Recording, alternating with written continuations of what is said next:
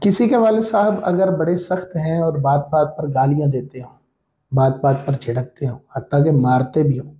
پھر بھی اولاد کو اس بات کی اجازت ہرگز نہیں دی جائے گی کہ وہ اپنے والد صاحب کے ساتھ بدتمیزی کرے، بلکہ اگر کسی نے غصے کے ساتھ ان کو یہ کہا کہ خبردار مجھے گالی دی تو یہ بھی ناجائز اور گناہ ہے۔ والد صاحب جو کر رہے ہیں وہ ان کا معاملہ ہے، اللہ تبارک و تعالی ان کو خود پوچھے گا، خود حساب لے گا۔ لیکن اولاد کو حکم ہے وَلَا تَقُلْ لَهُمَا أُفٍّ وَلَا تَنْهَرْهُمَا،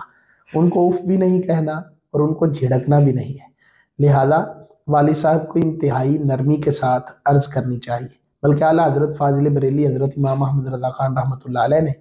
فتاوی رضویہ کی جلد نمبر 21 میں نقل فرمایا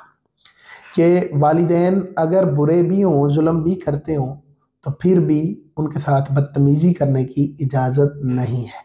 ہاں یہ ہے کہ ان کی غیبت میں، یعنی وہ سامنے نہ ہوں، تو ان کے لیے دعا کی جائے کہ یا اللہ کریم ان کو ہدایت عطا فرما اور ان کے دل میں میرے لیے نرمی پیدا فرما اور ان کو ظلم سے محفوظ فرما۔